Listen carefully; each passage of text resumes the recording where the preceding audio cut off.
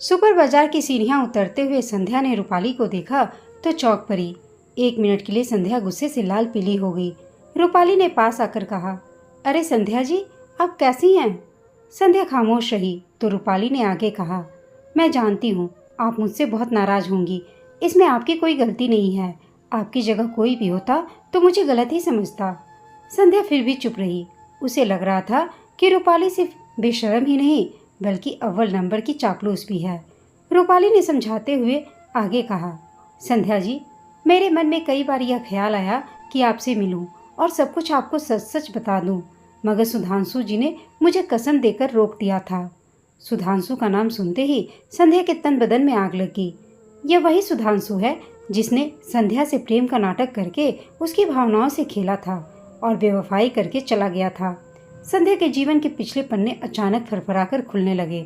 वह गुस्से से लाल पीली हुई जा रही थी। रूपाली संध्या का हाथ पकड़कर नीचे रेस्तरां में ले आई। आइए, कॉफी पीते हैं और बातें भी करेंगे। न चाहते हुए भी संध्या रूपाली के साथ चल दी। रूपाली ने कॉफी का ऑर्डर दिया। संध्या अपने अतीत में खो गई। लगभग 10 साल पहले की बात है। शहर में उन दिनों आज जैसा आधुनिक नहीं था। शिव प्रसाद सक्सेना का परिवार एक मध्यम वर्गीय परिवार था। वे हाई स्कूल में मास्टर थे। 2 बेटियां संध्या और मीनू, बस यही छोटा सा परिवार था उनका। संध्या के बीए पास करते ही माँ ने उसकी शादी की जिद पकड़ ली। उसकी जन्म कुंडली की दर्जनों कॉपियां कराकर उन पर हल्दी छिड़क कर तैयार कर ली गई। एक तरफ पापा ने अपने मित्रों में अच्छे लड़के की तलाश शुरू कर दी तो दूसरी ओर माँ ने टीपन की कॉपी हर बुआ, मामी और चाचियों में बांट दी। दिन बीतते रहे पर कहीं भी विवाह तय नहीं हो पा रहा था। माँ को परेशान देखकर एक दिन जौनपुर वाली बुआ ने साफ साफ कह दिया, देखो छोटी भाभी, मैंने तो संध्या के लिए जौनपुर में सारी कोशिशें करके देख ली, पर जो भी सुनता है कि लड़की का रंग थोड़ा दबा है, बस नाक भौं सिकोड़ लेता है। अरे दीदी, रंग थोड़ा दबा ही हुआ है और तो कुछ कोई संध्या में खोट तो नहीं है ना? फिर माँ बोल उठी, हम जानते नहीं हैं क्या छोटी भाभी, पर जब यह लोग लड़के वाले बन जाते हैं तब ना जाने कौन सा चश्मा लगा के 13 खोट और 26 कमियां निकालने लगते हैं। माँ और बुआ का अपना अपना राग दिन भर चलता रहता। तो इसके बाद तो हर साल लगन आते ही माँ मीनू से टीपन उतरवाने और उस पर हल्दी छिड़क कर आदान प्रदान करने में लग जाती और लगन समाप्त होते ही निराश होकर बैठ जाती। अगले साल जब फिर से नया टीपन तैयार होता तब उसमें संध्या की उम्र 1 साल बढ़ा दी जाती। कहीं भी शादी तय नहीं हो पा रही थी। दिन बीतते गए, संध्या में एक हीन भावना घर करने लगी। हर बार लड़की दिखाने की रस्म के बाद वह मानसिक और शारीरिक दोनों रूप में से मलिन होती जाती। उसे गुस्सा भी आता और ग्लानि भी होती। पापा के ललाट की शिकन और माँ की चिंता उसे अपने दुख से कहीं ज्यादा बेचैन करती। सिलसिला साल दर साल चलता रहा। धीरे धीरे संध्या में एक परिवर्तन आने लगा। वह हर अपमान और अस्वीकृति के लिए अभ्यस्त हो चुकी थी, मगर माँ बाप को उदास देखती तो आहत हो उठती थी। आखिर एक दिन माँ को उदास बैठे देखकर संध्या बोली, माँ, मैंने फैसला कर लिया है कि शादी नहीं करूँगी। तुम लोग मीनू की शादी कर दो। तो क्या जीवन भर कुंवारी ही बैठी रहोगी? माँ ने डांटा। तो क्या हुआ माँ, कितनी ही लड़कियाँ कुंवारी बैठी हैं। मैं बिन ब्याही रह गई तो कौन सा पहाड़ टूट पड़ेगा? देखो, स्मिता दीदी ने भी तो शादी नहीं की। क्या हो गया उन्हें? मौज से रह रही है ना? हमारे खानदान की लड़कियां कुंवारी नहीं रहती। इतना कहकर माँ गुस्से में पैर पटकती हुई चली गई। 5 वर्ष बीत गए। संध्या ने एमए कर लिया और मगध महिला कॉलेज में लेक्चरर की नौकरी मिल गई। अपने कॉलेज और पढ़ाने में ही वह अपने को व्यस्त रखती थी।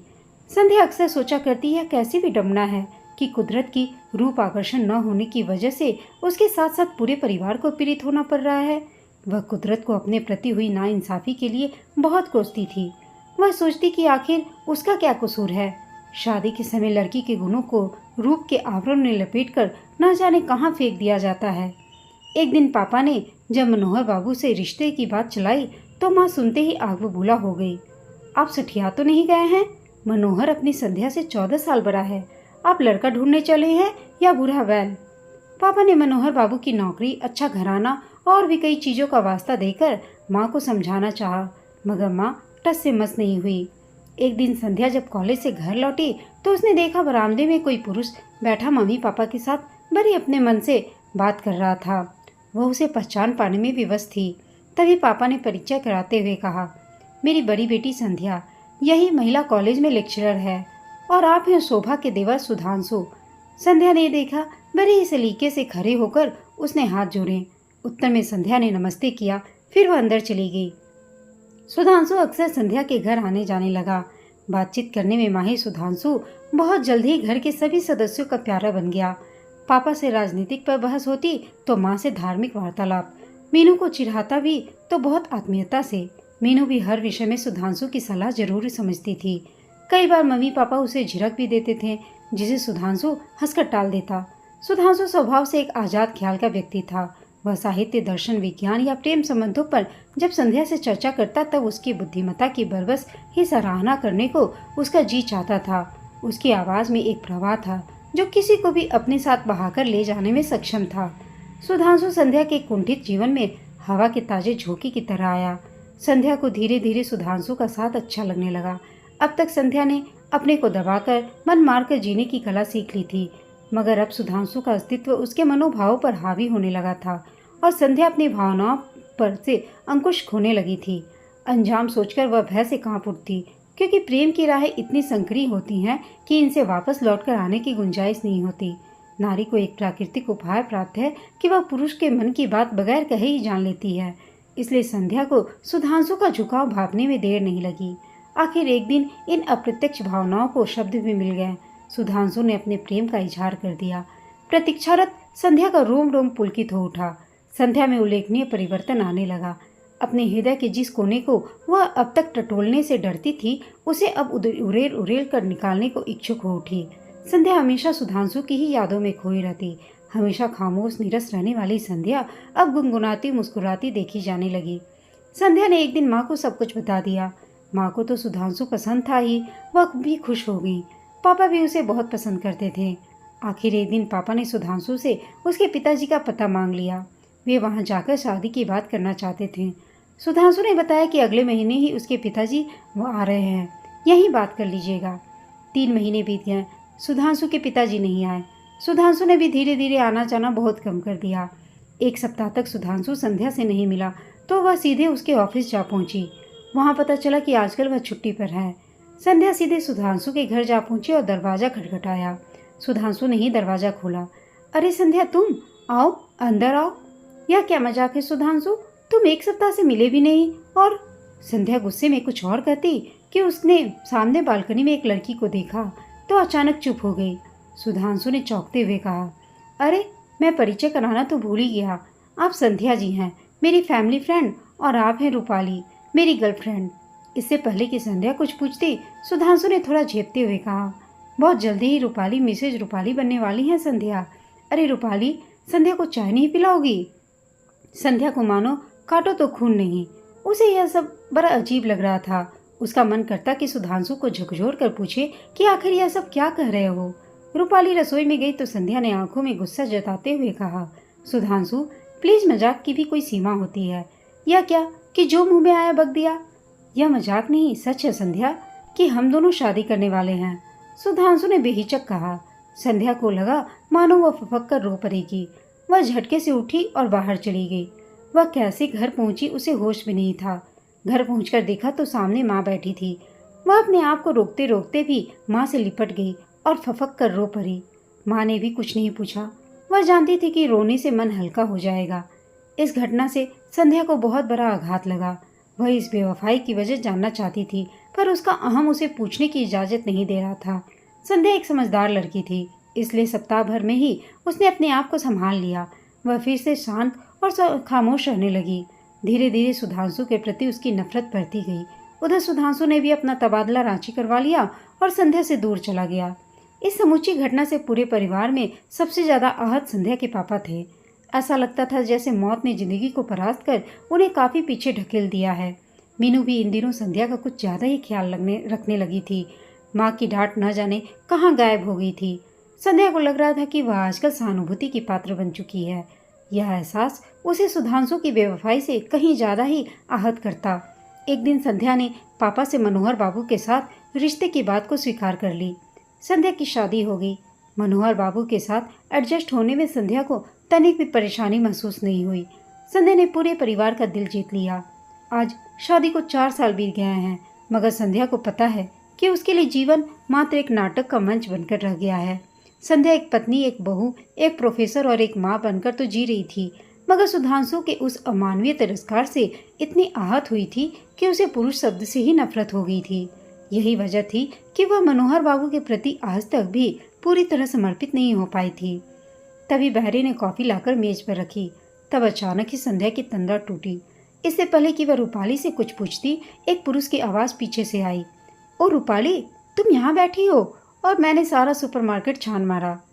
ये है मेरे पति विक्रम, रूपाली ने परिचय कराया, और यह मेरी मित्र संध्या। हेलो, बड़े सलीके से अभिवादन करता हुआ विक्रम बोला। अच्छा, आप लोग बैठो, मैं सामान की पैकिंग करवा कर आता हूँ।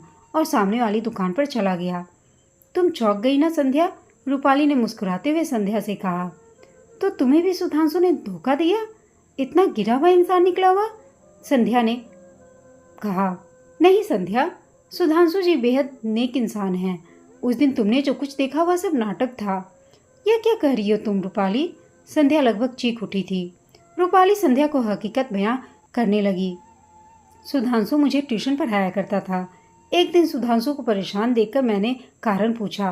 पहले तो सुधांशु बात को टालता रहा, फिर उसने तुम्हारे साथ घटी पूरी प्रेम कहानी मुझे सुनाई कि मेरी बड़ी बहन शोभा ने आते वक्त उसे तुम्हारे बारे में काफ़ी कुछ बता दिया था कि तुम हीन भावना की शिकार हो। मनोविज्ञान का विद्यार्थी होने के नाते सुधांशु को यह समझने में तनिक भी देर नहीं लगी कि तुम्हारे इस हीन भावना से उबारने का क्या उपाय हो सकता है, क्योंकि तुम्हें बहुत से लड़कों ने रिजेक्ट कर दिया था। इस वजह से तुम खुद में नहीं जी पा रही थी। पहले तो सुधांशु ने तुम्हारे मन में दबे हुए आत्मविश्वास को धीरे धीरे जगाया, जिसके लिए तुमसे प्रेम का नाटक करना जरूरी था। लेकिन इस नाटक का क्या फायदा? संध्या आगे जाने के लिए जिज्ञासु थी। इसलिए कि तुम मनोहर बाबू से विवाह कर लो। लेकिन तुम और सुधांशु भी तो शादी करने वाले थे रूपाली। उस दिन सुधांशु ने कुछ ऐसा ही कहा था। वह भी तो सुधांशु के नाटक का एक अंश था संध्या। रूपाली ने कॉफी का प्याला उठाकर एक घूंट भरते हुए आगे कहा। संध्या, मैं भी तुम्हारी तरह उनकी एक शिकार हूँ। मैं रंजीत से प्रेम करती थी। रंजीत ने किसी और लड़की से शादी कर ली तो मैं इतना आहत हुई कि अपना मानसिक संतुलन ही खो बैठी थी। डॉक्टरों ने मुझे मानसिक आघात का पहला चरण बताया। उन्हीं दिनों पिताजी को सुधांशु मिल गए और मुझे सुधांशु ने अपनी चतुराई से उस कुंठा से बाहर निकाला और जिंदगी से प्रेम करना सिखाया। उन दिनों सुधांशु से मैं प्रभावित होकर उनसे प्रेम करने लगी थी, लेकिन उन्होंने तो बड़ी शालीनता से, बड़े प्यार से मुझे समझाया कि वे मुझसे शादी नहीं कर सकते। हाँ, लड़कियों के दिलों से खेलने वाले लोग भला शादी क्यों करने लगे? संध्या बोली। नहीं संध्या नहीं, बीच में ही बात काटती हुई रूपाली ने कहा। उन्होंने मुझे कसम दिलाई थी, पर अब मैं वह कसम तोड़ रही हूँ। आज मैं सब कुछ तुम्हें बता दूंगी। सुधांशु को गलत मत समझो, उन्होंने कभी किसी से कोई फायदा नहीं उठाया। असल में सुधांशु जी इसलिए शादी नहीं करना चाहते क्योंकि उनकी ज़िंदगी मौत के दरवाजे पर दस्तक दे रही है। सुधांशु को ब्लड कैंसर है। मौन खामोश संध्या की आंखों से आंसू बूंद कर टपक पड़े। रुमाल से आंख पोंछती हुई संध्या ने भरे गले से पूछा, अब वे कहाँ हैं? पता नहीं संध्या, जाते वक्त मैंने लाख पूछा मगर वह मुस्कुराकर टाल गए। रूपाली ने एक पल रुककर फिर कहा, सुधांशु जी जहाँ भी होंगे किसी न किसी रूपाली या संध्या के जीवन का आत्मविश्वास जगा रहे होंगे। रूपाली तो चली गई, पर संध्या को लग रहा था कि अगर आज रूपाली नहीं मिलती तो जीवन भर सुधांशु के बारे में हीन भावनाएं लेकर जीती रहती। सुधांशु जैसे विरले ही होते हैं जो अपनी नेक नामी की बलि चढ़ाकर भी परोपकार करते रहते हैं। दोस्तों, आपको यह कहानी कैसी लगी कमेंट करके बताइएगा। साथ ही कहानी अच्छी लगी हो तो इसे लाइक, शेयर और चैनल को सब्सक्राइब अवश्य कीजिएगा। कहानी सुनने के लिए आप सबका धन्यवाद।